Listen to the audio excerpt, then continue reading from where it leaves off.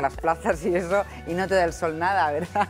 Bueno, Isabel, gracias. Venga. Hasta la próxima. Bueno, ¿sabían ustedes que alrededor de 35.000 murcianos sufren fibromialgia? Vamos a saber exactamente qué es esta enfermedad, quiénes la padecen, por qué, cuáles son los síntomas y qué hay que hacer para curarla. Si es que se puede curar. Para eso hemos llenado la mesa de este plató de expertos. Tenemos con nosotros hoy a Juan Antonio Olmo, que es el jefe de rehabilitación del Hospital Virgen de la Risaca. Doctor Olmo, ¿qué tal? Bienvenido, buenos días. Alberto Bermúdez, jefe del Servicio de Reumatología del Hospital Virgen de la Risaca. Bienvenido también, Alberto. Gracias, y Amparo Ayala, es presidenta de la Asociación de Pacientes de Fibromialgia. Gracias. 35.000 murcianos hemos dicho que padecen esta dolencia. Estamos por encima, por debajo de la media nacional. ¿Son muchos, son pocos? ¿Son unas cifras normales? Porque hasta hace muy poco no se hablaba de esta enfermedad. No, esta enfermedad está descrita desde 1940 y en 1990 está reconocida por la Organización Mundial de la Salud como un ente concreto, como una enfermedad, es decir, no es una entelequia, aunque haya, y yo tengo que reconocer que hay colegas que todavía no creen en esta patología. ¿Por qué pasa eso todavía? Pues porque no tiene un diagnóstico preciso, porque mezcla gran cantidad de síntomas, que Amparo, que es presidenta y paciente, nos podrá comentar su experiencia personal, y no hay una prueba diagnóstica definitiva, con lo cual, pues, lo que no se puede diagnosticar con esta medicina cada vez más tecnicista, pues hay gente que piensa que no existe, pero existir existe. ¿Y se puede curar o solamente se puede paliar un poquito con rehabilitación y con cambiando algunos hábitos? La fibromialgia es una enfermedad crónica. A mí me gusta hablar de síndrome doloroso crónico, pero no solamente dolor, aparecen muchos otros síntomas relacionados con el sistema nervioso vegetativo, diarreas, cefaleas, insomnio, etcétera, etcétera, y se puede curar, pero no es una curación como de un resfriado, es decir, se puede combatir esos síntomas y que ese paciente haga una vida prácticamente normal. Y para eso lo principal es reconocer la enfermedad, estar bien diagnosticada y poner en marcha una serie de mecanismos que no son solamente fármacos. Por eso el doctor Olmo... Por eso con Juan Antonio Olmo vamos a hablar de qué hay que hacer una vez que te han diagnosticado que tienes fibromialgia. Pero antes sí me gustaría que Amparo Ayala nos dijera cuáles son los síntomas. ¿Cuándo debemos empezar a preocuparnos? Fundamentalmente nos tenemos que dar cuenta cuando tenemos un dolor generalizado y difuso. Quiere decir que no es un dolor localizado. Nos duele todo, desde las uñas de los dedos del pie hasta el pelo. Nos duele absolutamente todo. ¿Pero es un dolor agudo? ¿Es un dolor...? Es difuso, quiere decir que es generalizado. No es un dolor agudo como un dolor de muelas. No, es como un cansancio, un dolor como cuando tienes un principio de una gripe, pues ese estado así. Ajá. ¿Vale? Pero claro, eso dependiendo se puede confundir, también un poco... lo decía Alberto, se puede confundir a algunos colegas que no se creen esto de la fibromialgia con ese de me duele todo, ¿no? Que decimos en Murcia, ay, me duele todo. Entonces, ¿dónde está la diferencia entre el me duele todo de que tengas un mal día o...? Pues lo que ha dicho el doctor Alberto, que es crónico. Cuando ese dolor se perpetúa por más tiempo, de unos 3 meses, estamos hablando de que eso ya no puede ser una fatiga de un cansancio, de un ejercicio que hayas hecho o de una actividad que te haya agotado. Aparte de que hay también brotes, o sea, hay momentos en los que la enfermedad se exacerba, digamos, entonces tienes un brote que la sintomatología se hace muchísimo más evidente y otros en los que hay una recesión de la enfermedad en la que te encuentras bastante mejor. Yo ayer, por ejemplo, estuve todo el día tirada en casa sin poderme mover y hoy estoy un poco mejor, pero porque también los cambios climáticos y todo eso, como ha dicho también el doctor Alberto, dependen de los cambios climáticos, depende de muchos factores, dependen de muchos factores. Hay una cosa del doctor Alberto y es que está sensibilizado en el sistema nervioso central y entonces tenemos como una hipersensibilidad a muchísimas cosas, entre ellas los químicos, los cambios de temperatura, los cambios de presión atmosférica, los alimentos, los productos químicos, hay mucha sensibilidad. ¿Y por qué hay más mujeres que hombres que sufren esta enfermedad? Mujeres además con cuadros de depresión y ansiedad. ¿Por qué? Bueno, Juan Antonio, ¿por qué? Que hable un poquito y yo, pues yo lo puntualizo. parece como realmente la fibromialgia, el problema fundamental es una alteración de la neuromodulación del dolor parece que las estructuras del sistema nervioso central de la mujer están menos protegidas que la del varón para este tipo de problemas. Entonces, es que parece que es la propia conformación de los sistemas del control del dolor que son algo diferentes entre el hombre y la mujer.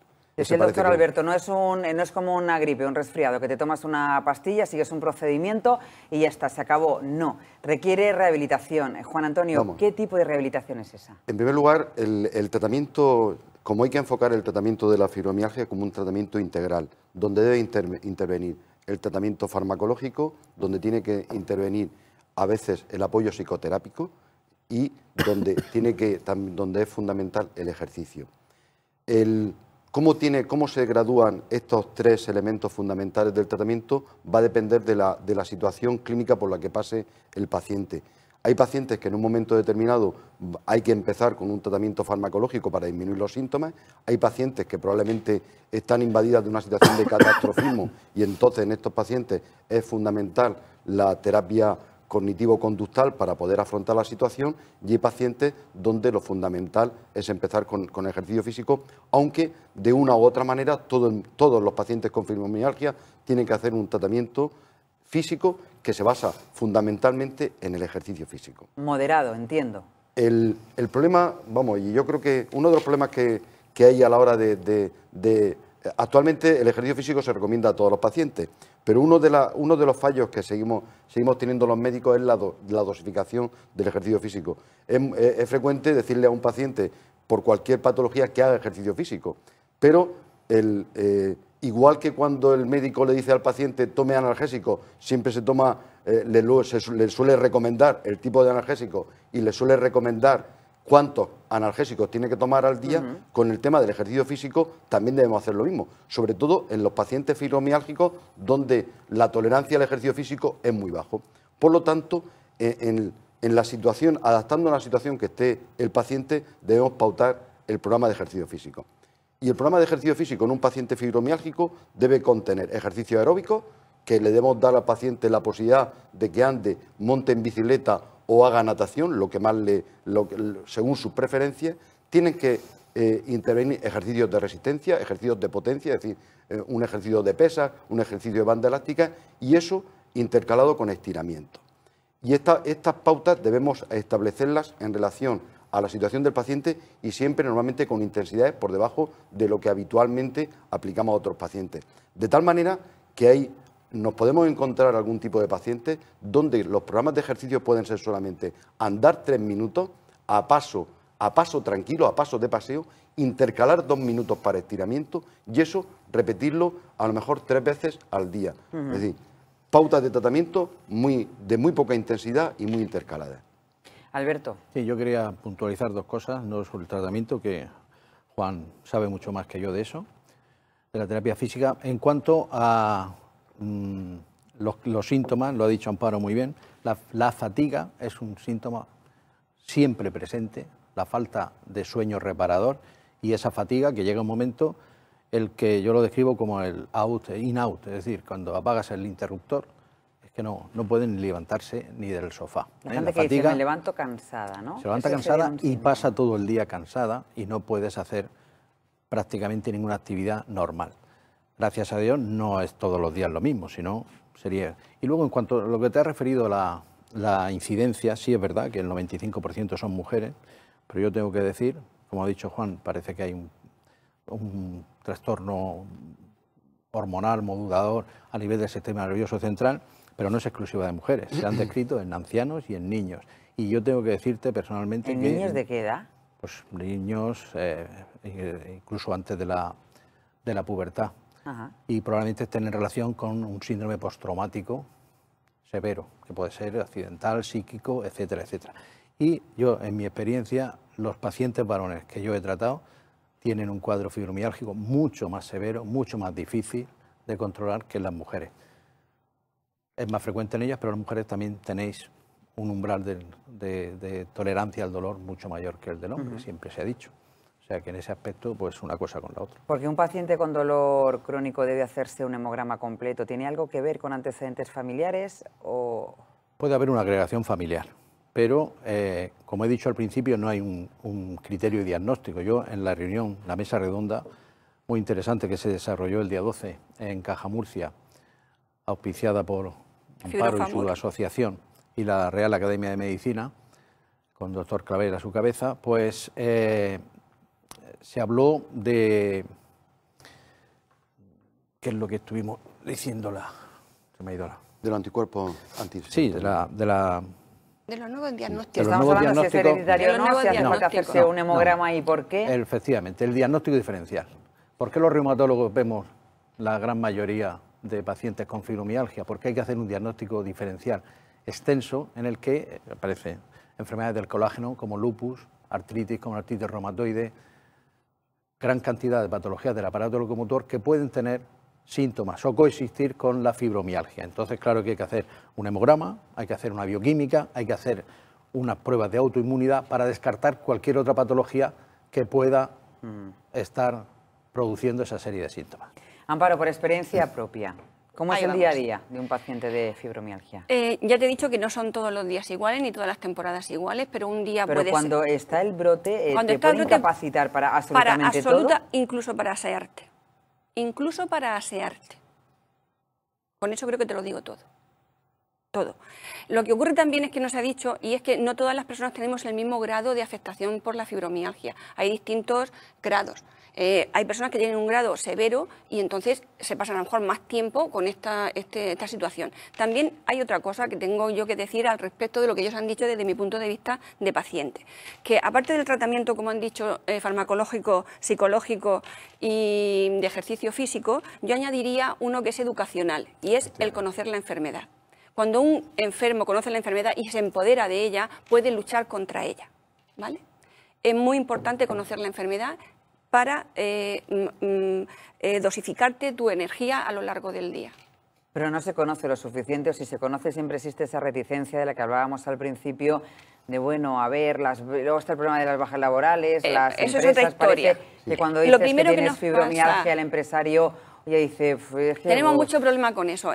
La fibromialgia es una enfermedad, digamos, invisible, porque es una enfermedad rara, no porque afecte a poca gente, como es la definición de una enfermedad rara, sino que es una enfermedad que afecta a muchísima gente, pero que mucha gente la oculta, por lo que tú has dicho, por los problemas laborales. No quieren que en su empresa se sepa que tienen fibromialgia porque la van a catalogar de ineficaz o de gandula o de que tiene mucho cuento, ¿vale?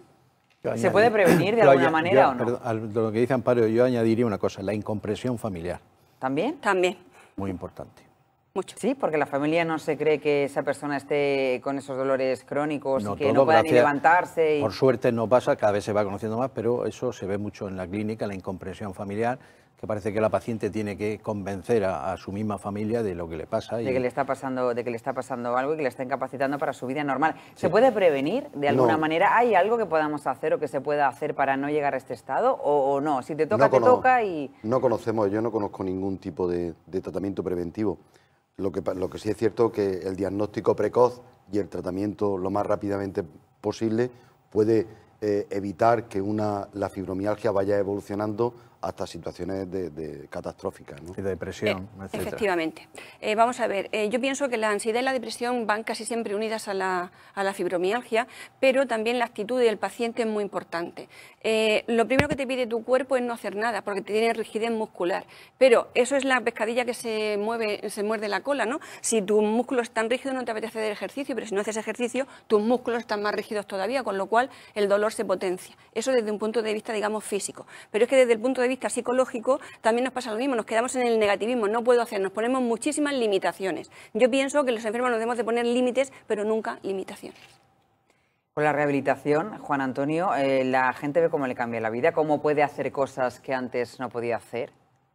¿O es un proceso muy largo y muy a largo plazo? Los programas de ejercicio, que es lo que ahora mismo tiene más evidencia científica como terapia para mejorar la calidad de vida de los pacientes fibromiálgicos, deben mantenerse durante periodos largos. Es decir, solamente hasta que no lleva el paciente haciendo un programa de ejercicio durante 3 o 4 meses, normalmente no se observan cambios importantes en su situación física global, en su calidad de vida, en su mejoría. El problema que nos encontramos es que a veces el paciente cuando empieza a hacer el ejercicio le aumenta el dolor, ¿eh? Y al aumentarle el dolor pues puede ser una de las causas de que haya menos adherencia. Para que el paciente pueda llegar a esos 3-4 meses que se ponen como límite para empezar a ver ya mejorías funcionales en la cantidad de metros que pueden andar durante 6 minutos y una serie de pruebas, una serie de test que se pueden utilizar en estos pacientes, hay que establecer una estrategia que pasa, como antes he comentado Amparo, también por el conocimiento y la información correcta del paciente. En primer lugar, el ejercicio, que debe ser pautado por algún médico experimentado, debe encontrarse el momento adecuado a lo largo del día para hacerse. Y se recomienda que sea 3 horas después de la comida y por lo menos 2 horas antes de acostarse, para no interferir, para que no aumente la adrenalina y la noradrenalina, que puede incluso empeorar la calidad del sueño. Esa es una de las recomendaciones. Hay que intentar también hacerle volver a ver al paciente al mes, a los 2 meses, es decir, hacer un seguimiento del paciente para mejorar la adherencia y para ir aumentando la actividad física. Y con eso y con la advertencia de que inicialmente no va a encontrar ninguna mejoría, incluso puede empeorar, al paciente hay que animarlo para pasar los 3 meses, el umbral de los 3 meses, donde realmente las mejorías suelen ser ya evidentes. Otro problema del ejercicio, igual que pasa en otras enfermedades, es que cuando se abandona y lleva unos meses abandonado, normalmente todo lo que se ha podido conseguir... Volvemos al punto cero, ¿no? Como si no hubiéramos hay que intentar que el paciente no hecho nada. Hemos dicho que no se puede prevenir, pero ¿hay algún factor externo que podamos evitar para intentar que, es decir, por ejemplo, el alcohol, fumar, todo este tipo de cosas? Eso es vida sana. Claro. Efectivamente, La vida eso sana sí. va bien para todos, pero tendrías que eliminar también el estrés, tendrías que eliminar muchas situaciones de estrés de la vida traumático, cotidiana, la vida ¿no? Que cotidiana. probablemente no sea tan fácil. Hombre, teniendo en cuenta que algunos casos de fibromialgia se asocian con estrés postraumático, pues entonces, bueno, evidentemente si se puede actuar lo antes posible en la fase inicial del estrés, pues probablemente podemos prevenir el tema de la fibromialgia. En ese caso de fibromialgia secundarias que se asocian con alguna causa concreta en la vida del paciente.